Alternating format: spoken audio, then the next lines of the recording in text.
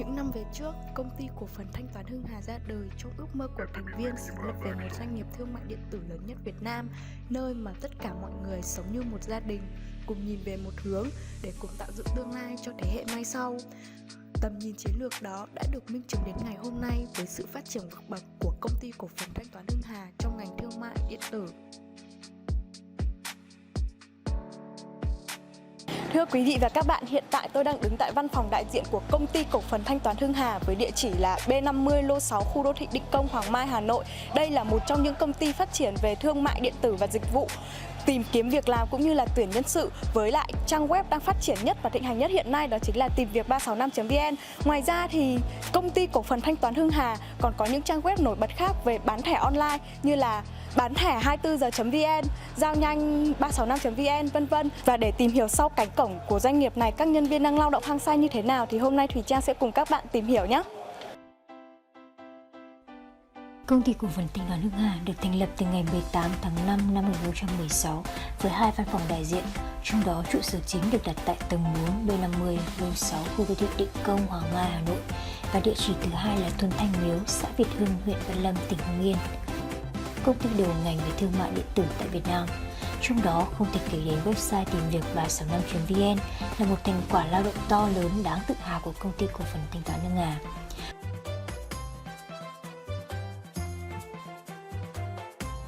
Với sứ mệnh vì một cuộc sống tốt đẹp hơn cho người Việt, các dự án mà tìm việc 365.vn đem lại không chỉ mở ra một thị trường nghề nghiệp hấp dẫn cho ứng viên mà còn đáp ứng được toàn diện những nhu cầu tuyển dụng của các doanh nghiệp hiện nay.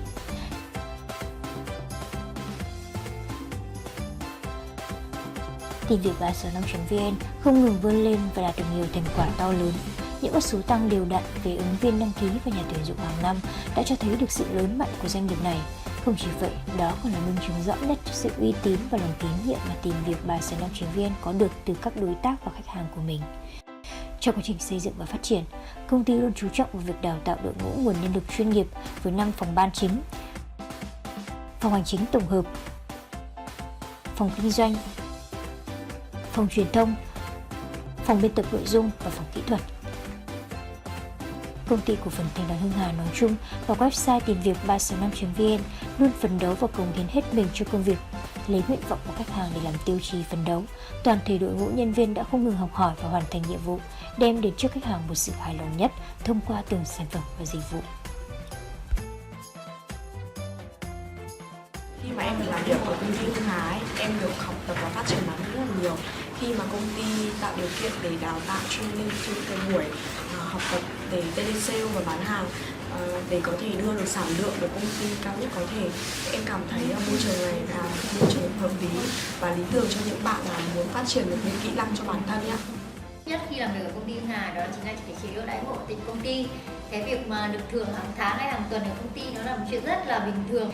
Chỉ cần bạn là một người có nhiệt huyết, có năng suất và là một người cực kỳ là làm việc có trách nhiệm thì mình tin là những cái chế độ đãi ngộ mà các bạn nhận được sẽ rất xứng đáng với công sức của các bạn.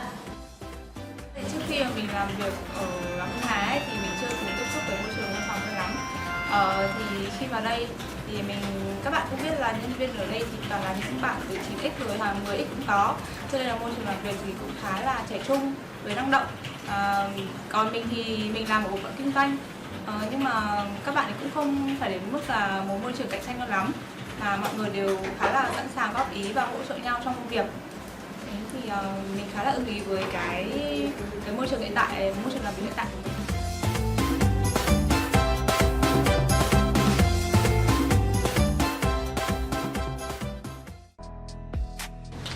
Hoạt động trong lĩnh vực trung gian thanh toán và thương mại điện tử, HHP được thành lập ngày đầu tiên vào 18 tháng 5 năm 2016.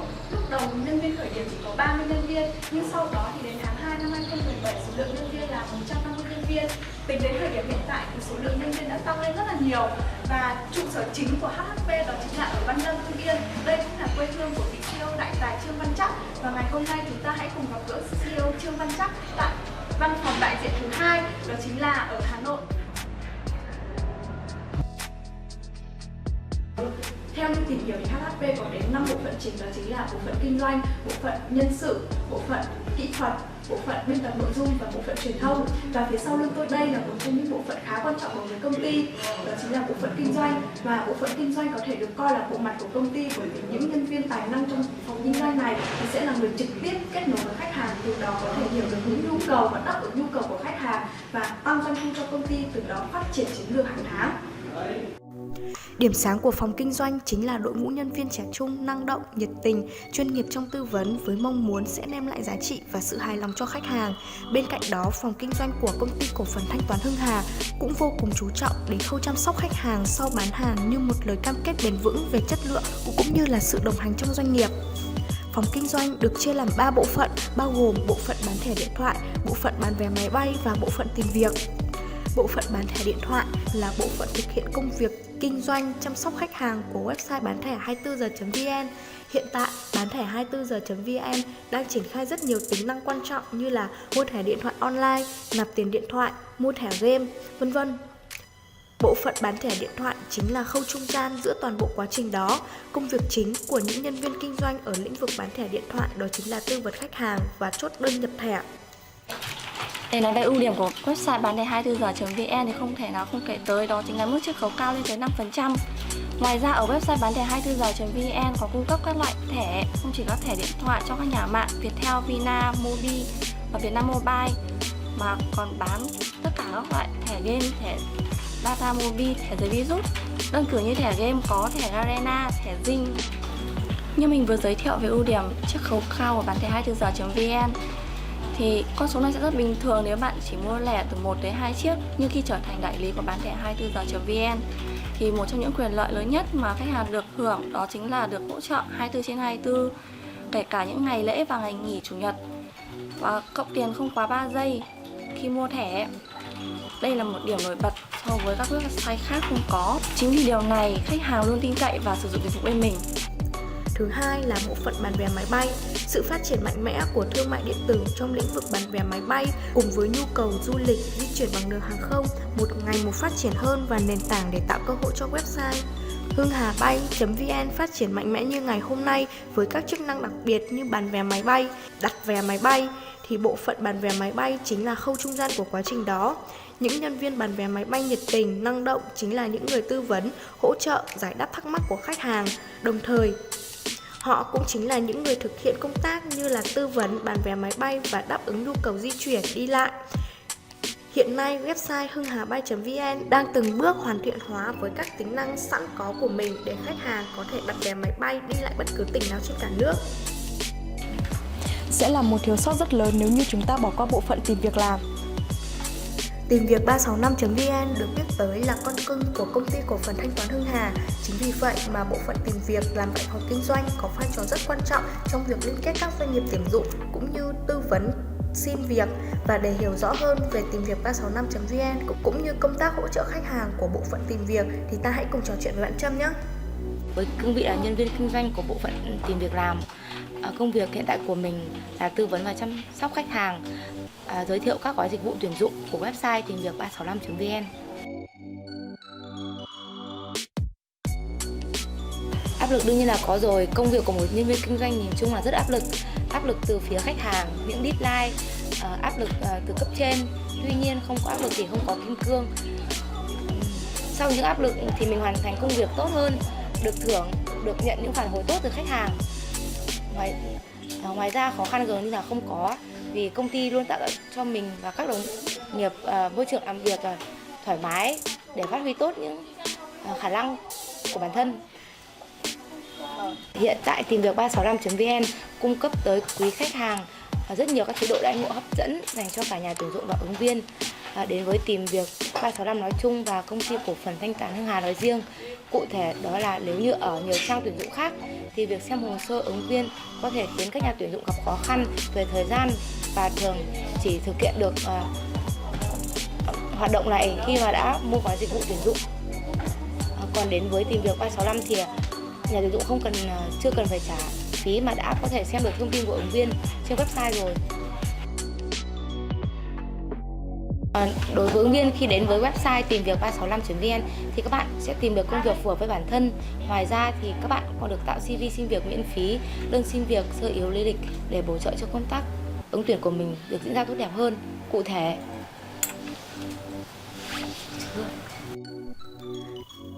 Tìm kiếm việc làm theo ngành, hiểu một cách đơn giản thì nó có nghĩa là tìm những công việc thuộc đúng nhóm ngành mà ứng viên mong muốn. Việc thực hiện tìm kiếm việc làm theo ngành khá đơn giản và bạn có thể thực hiện như sau.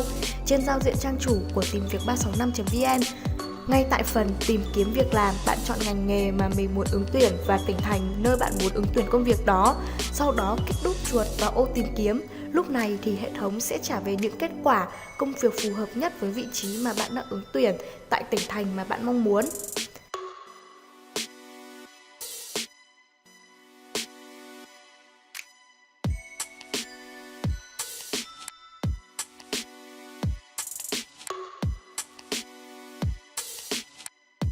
Hai, tìm việc làm quanh đây. Tìm kiếm việc làm quanh đây là một trong những tính năng có sự kết hợp với bản đồ vệ tinh, giúp các ứng viên có thể tìm ra những công việc gần nhất với địa phương mà họ đang sinh sống, giúp tối giản chi phí cũng như là thời gian đi lại.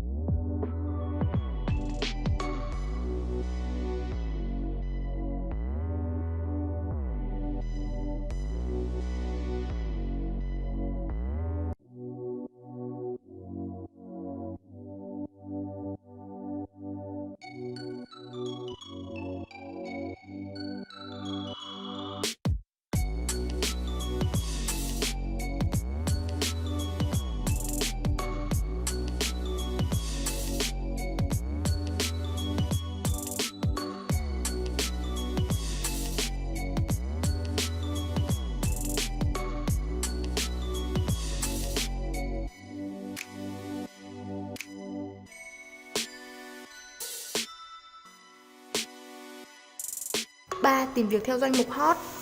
Tuy nhiên, nếu ở hai cách tìm việc trên mà bạn vẫn chưa thể tìm ra được một công việc phù hợp với mình thì bạn có thể tìm việc theo danh mục hot. Theo những gợi ý của tìm việc 365.vn, trên giao diện trang chủ của tìm việc 365.vn, danh sách các việc làm thuộc danh mục hot sẽ được phân chia thành 3 nhóm bao gồm việc làm hấp dẫn, việc làm thương hiệu là nhóm danh sách những công việc thuộc một số những doanh nghiệp lớn có thương hiệu trên thị trường đã lâu. Làm việc lương cao là nhóm danh sách những công việc có mức thu nhập cao.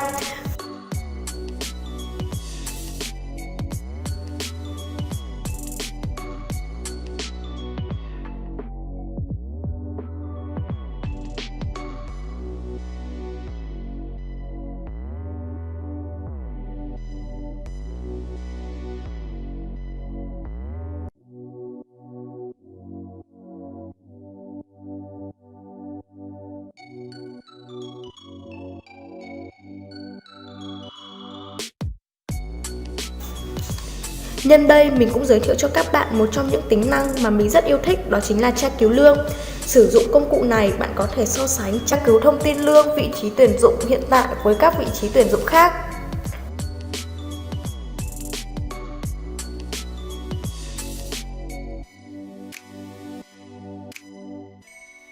đương nhiên rồi, trước đây mình cũng là một ứng viên của tìm việc 365. Nhờ vậy mà mình mới bén duyên với công ty cổ phần thanh toán Hưng Hà. Chúng ta vừa ghé thăm phòng kinh doanh và cùng lắng nghe những chia sẻ tâm sự của nhân viên trong phòng kinh doanh.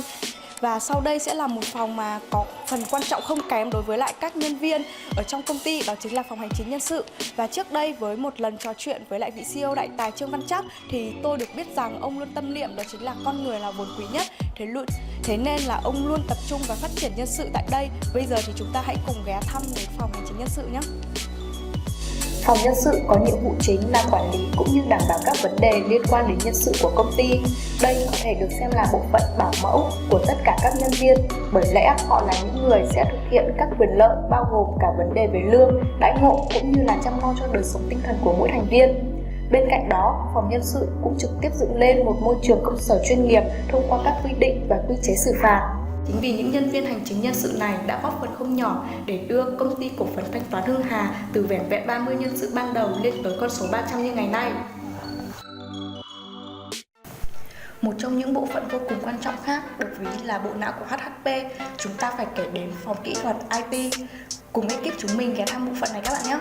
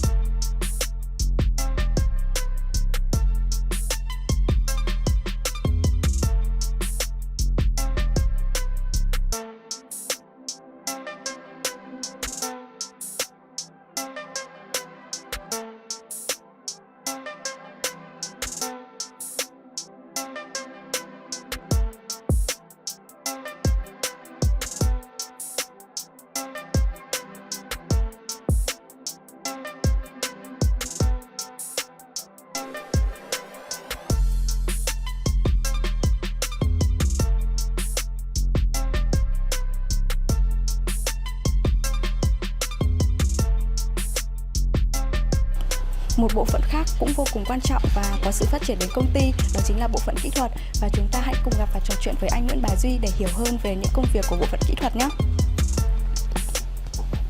Là một người trẻ tuổi, bạn đã giữ một chức vụ vô cùng quan trọng trong sự phát triển cũng như là hệ thống website nói chung và sự phát triển nói riêng của doanh nghiệp. Biết rằng khi được ngồi ở vị trí này thì không ai cũng có thể làm được và chịu áp lực không phải mà ai cũng có thể chịu được. Vậy thì bạn có thể chia sẻ một chút về những khó khăn cũng như áp lực công việc của bạn? Về khó khăn thì mình có rất nhiều khó khăn ở các phương diện, nhưng mà quan trọng hơn là mình và các anh em trong phòng vẫn làm việc cùng với nhau, vẫn đồng hành cùng nhau và hoàn thành tốt cái yêu cầu được giao. Vâng, vậy thì bạn có thể giới thiệu qua một chút về bộ phận phòng kỹ thuật được không ạ? Phòng kỹ thuật thì được chia làm 3 tổ chính, là tổ thiết kế thì bao gồm chịu trách nhiệm là thiết kế và lên ý tưởng sản phẩm. Về tiếp theo là tổ code chính thì là mình đang chịu trách nhiệm về bộ phận này, thì đấy mình sẽ xây dựng và bảo trì và đảm bảo các sản phẩm được hoàn thiện. Và cuối cùng là QA và QC thì có trách nhiệm là đảm bảo về chất lượng sản phẩm khi đến tay người dùng. Vậy bạn có thể giải thích rõ hơn về quy trình làm việc của bộ phận code riêng và bộ phận kỹ thuật nói chung được không ạ?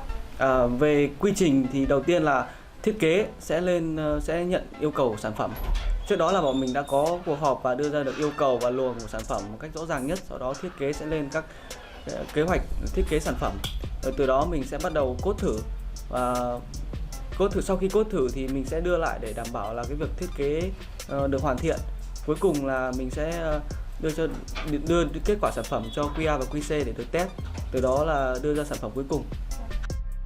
Hàng ngày chúng ta thường xuyên kết nối thông qua điện thoại, máy tính bảng điều khiển trò chơi và hầu hết các ứng dụng trên các kênh được kết nối qua các thiết bị này.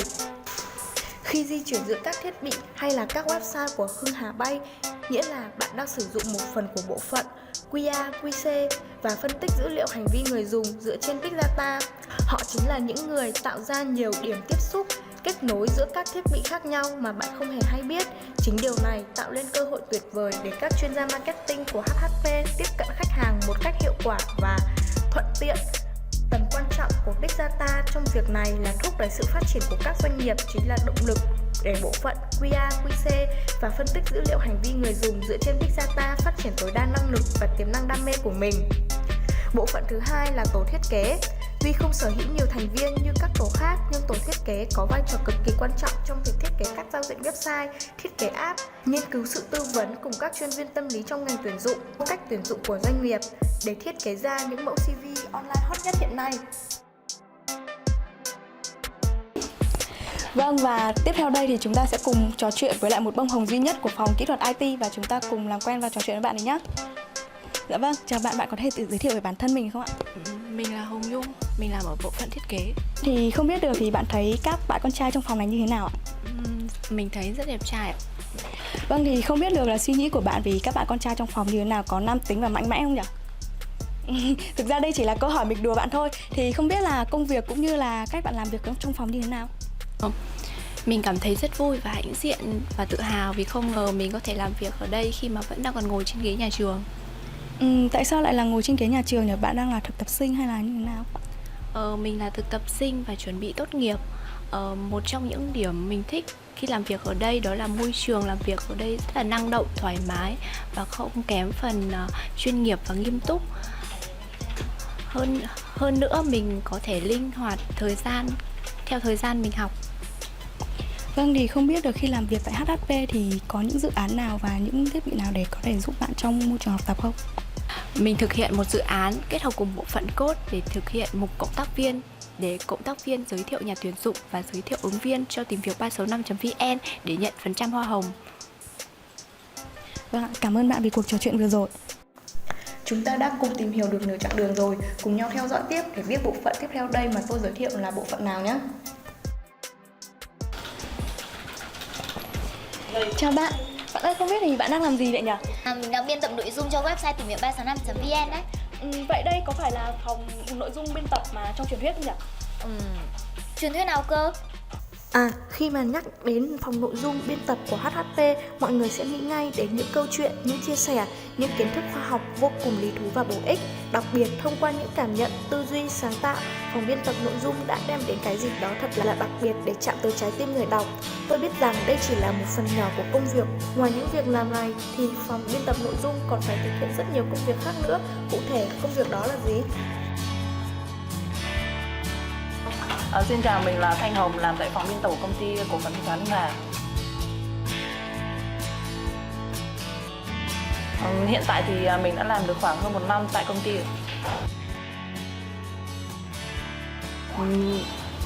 Trong thời gian mình làm việc tại đây thì mình cũng đã có thể học hỏi được rất nhiều kinh nghiệm quý báu này, cũng có nhiều kỷ niệm đẹp. Cùng với đó là mình cũng phải trải qua khá là nhiều khó khăn trong quá trình làm việc. Vì như các bạn biết thì là biên tập viên thì mình thường xuyên phải đảm bảo được tính mới, tính sáng tạo trong nội dung bài viết, cũng như là nhưng mà vẫn phải đảm bảo được cái tính chính xác, đầy đủ và chi tiết nhất có thể, và cung cấp đến cho độc giả được cái nhu cầu tìm kiếm của họ. Tuy nhiên thì cùng với đó là mình cùng với những bạn biên tập viên khác trong phòng cũng luôn cố gắng nỗ lực hết mình để có thể cung cấp đến cho độc giả được một bài viết luôn luôn đạt được những chất lượng.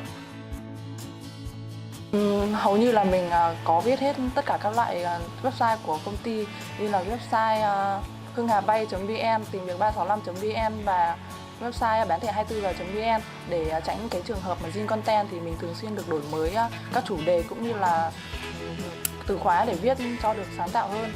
Ví dụ như là với website bán thẻ 24giờ.vn thì mình thường xuyên viết theo kiểu phong cách đó là ngắn gọn, chi tiết và chính xác nhất để gửi đến độc giả. Còn những cái bài mà cẩm nang của tìm việc 365.vn thì mình thường cũng có viết theo kiểu sáng tạo, tuy nhiên thì vẫn đảm bảo được tính đúng và tính đầy đủ cho độc giả.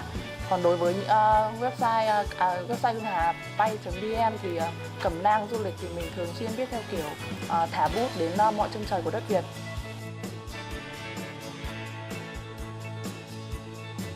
Có thể nói là mình cảm thấy góc công sở chính là đặc sản và đặc biệt nhất của tìm việc 365.vn, bởi vì trong cái nội dung bài viết thường xuyên được các bạn biên tập rất là đầu tư về nội dung, hình ảnh và chất lượng bài viết thì luôn đạt cao nhất có thể.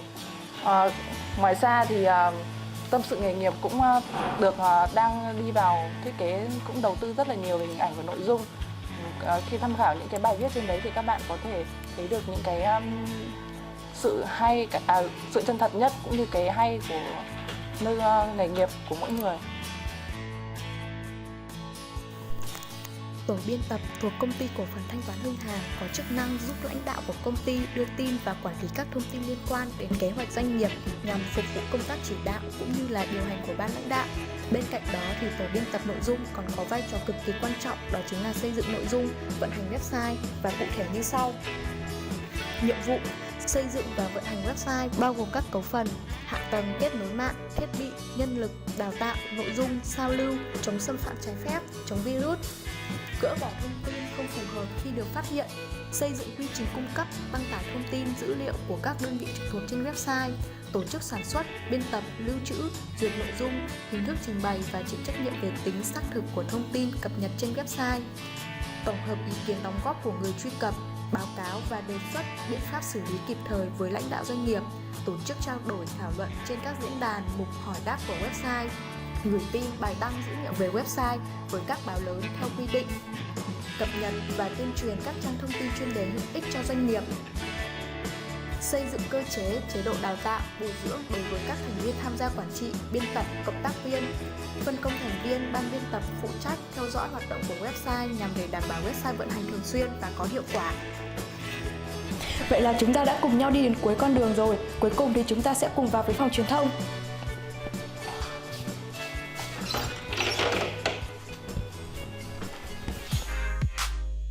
Một doanh nghiệp có phát triển được hay không là chịu tác động rất lớn bởi phòng truyền thông, bởi lẽ đây là bộ phận kết nối doanh nghiệp ra bên ngoài, gián tiếp đem lại nguồn khách hàng tiềm năng, quảng bá tên tuổi và thương hiệu của doanh nghiệp. Với mỗi công ty khác nhau thì bộ phận marketing sẽ có những vai trò cụ thể, chuyên biệt khác nhau. Không chỉ là bộ mặt của doanh nghiệp, phòng marketing của công ty cổ phần thanh toán Hưng Hà còn có mối liên hệ đặc biệt với các phòng ban khác trong công ty. Phòng marketing là một bộ phận chức năng của doanh nghiệp có trách nhiệm kết hợp cùng các phòng ban khác để có thể giúp doanh nghiệp đạt được những kết quả như đã hoạch định. Phòng truyền thông là cầu nối giữa bên ngoài và bên trong, giữa sản phẩm của khách hàng, giữa thuộc tính của sản phẩm và nhu cầu khách hàng. Theo marketing, Philip Kotler, marketing là một quá trình quản lý mang tính xã hội, nhờ đó mà cá nhân và tập thể có thể có được những gì họ cần và mong muốn thông qua việc tạo ra, chào bán và trao đổi những sản phẩm có giá trị hiện nay đối với người khác. Nhìn chung thì chúng ta cũng đã hiểu về chức năng cũng như nhiệm vụ của phòng truyền thông. Vậy thì để có thể hiểu sâu hơn nữa thì chúng ta hãy cùng nói chuyện với anh Bình Minh. Dạ vâng, chào anh, thì không biết là công việc thường ngày của anh là gì ạ? Công việc hàng ngày của mình là của mọi người trong phòng triển khai các plan để quảng bá cho thương hiệu và sản phẩm dịch vụ của công ty. Và anh thấy làm việc ở đây như thế nào ạ? Làm việc ở đây nó rất là ok, chuyên nghiệp và môi trường làm việc rất thân thiện. Hiện tại, phòng truyền thông nghiên cứu tiếp thị, thông tin, tìm hiểu sự thật ngầm của khách hàng về nhu cầu thương mại điện tử nói chung và nhu cầu thương mại điện tử trong các lĩnh vực làm việc, bán thẻ điện thoại, vé máy bay nói riêng, và lập hồ sơ thị trường và dự báo doanh thu. Đó chính là khảo sát hành vi, ứng khách hàng tiềm năng, phân khúc thị trường, xác định mục tiêu, định vị thương hiệu, phát triển sản phẩm, hoàn thiện sản phẩm với các thuộc tính mà thị trường mong muốn, quản trị sản phẩm, chu kỳ sống sản phẩm, ra đời phát triển, bão hòa, suy thoái và đôi khi là hồi sinh, xây dựng và thực hiện kế hoạch chiến lược marketing như 4P, sản phẩm, giá cả, phân phối, chiêu thị, 4C như nhu cầu, mong muốn, tiện lợi và thông tín.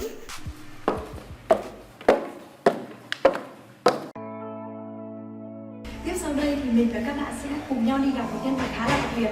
Và người ấy là ai? Cùng nhau đi tìm hiểu nhé. Chào bác, em rất là cảm ơn bác vì đã nhận lời phỏng vấn ngày hôm nay của chúng cháu.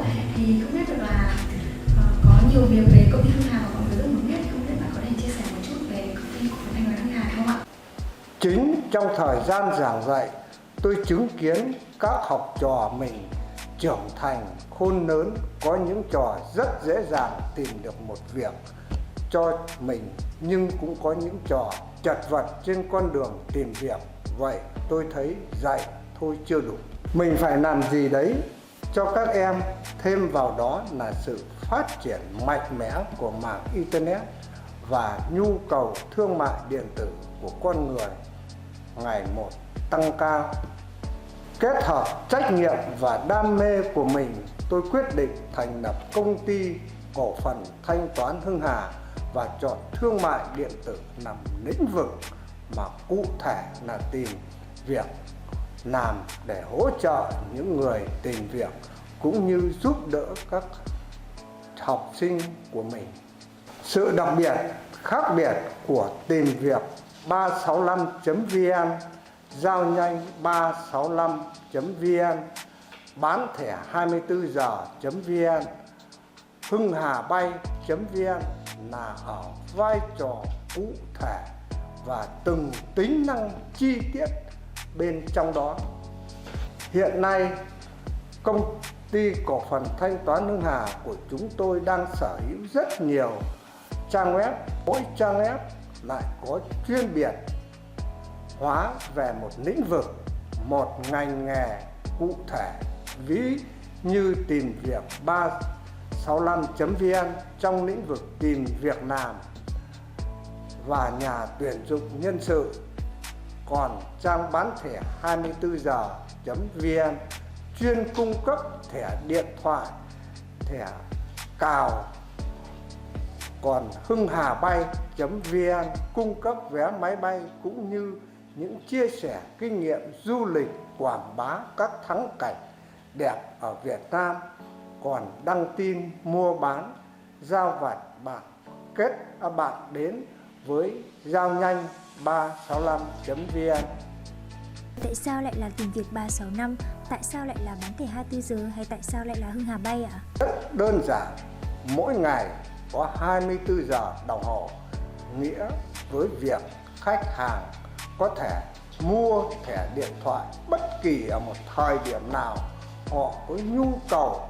Một năm có 365 ngày và chúng tôi thực hiện công tác hỗ trợ nhà tuyển dụng cùng ứng viên trong 365 ngày đó, bất kể thứ Bảy, Chủ nhật hay ngày nghỉ lễ Tết. Giao nhanh 365 cũng tương tự như vậy.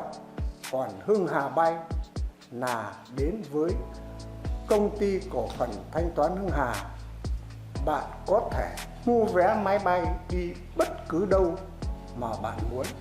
Đồng thời nó cũng là một ẩn dụ mà tôi muốn công ty cổ phần thanh toán Hưng Hà bay cao, bay xa, không chỉ trên bầu trời, đất Việt. Tất cả những tên gọi này cũng chính là những thông điệp tôi đặt vào từng đứa con tinh thần của mình, cũng như định hướng phát triển, tôn chỉ làm việc của từng sản phẩm mà công ty cổ phần thanh toán Hưng Hà đưa ra. Vâng, được biết là tìm việc 365.vn là website tìm việc làm với nhiều tính năng ưu việt dành cho cả người tìm việc và doanh nghiệp tuyển dụng hiện nay. Vậy ông có thể giới thiệu lại một lần nữa để tôi và các độc giả được nắm rõ những tính năng này được không ạ?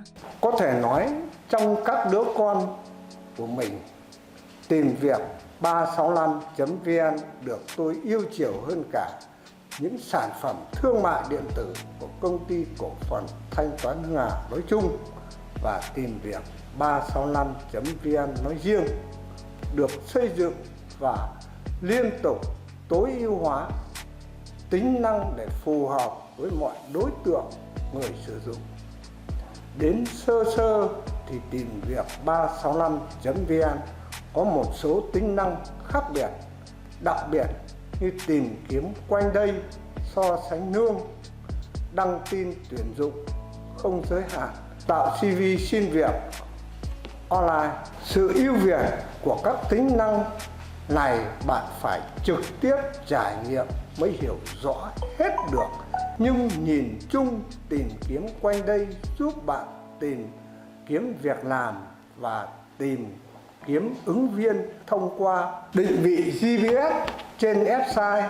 So sánh lượng là công cụ hữu hiệu để ứng viên so sánh mức lương được hưởng giữa các công ty tuyển dụng khác nhau. Tạo CV xin việc, đơn xin việc, thư xin việc online giúp ứng viên gửi CV trực tuyến đến nhà tuyển dụng. Ngoài ra còn có đăng tin tuyển dụng không giới hạn dành cho nhà tuyển dụng khi chọn lọc ứng viên của mình. Công ty cổ phần thanh toán Hưng Hà đang dần đạt được những mục tiêu đề ra của mình, mà một trong những thành công quan trọng nhất đó là từng bước khẳng định vị trí trong lòng quý khách hàng như hiện nay. Thay mặt cho công ty, tôi vô cùng trân trọng sự ủng hộ này, cũng như rất mong các bạn tiếp tục đồng hành với tìm việc 365.vn, với Hưng Hà Bay, trang bán thẻ 24 giờ.vn, với công ty cổ phần thanh toán Hưng Hà trong một thời gian tới, để chúng tôi có thể dồn toàn bộ trí lực của mình đem đến những dịch vụ hoàn hảo, những tiện ích ưu việt cũng như những trải nghiệm đáng nhớ hơn trong tương lai. Tiến xa hơn là cùng chúng tôi biến công ty cổ phần thanh toán Hưng Hà trở thành doanh nghiệp thương mại điện tử hàng đầu trong mọi lĩnh vực.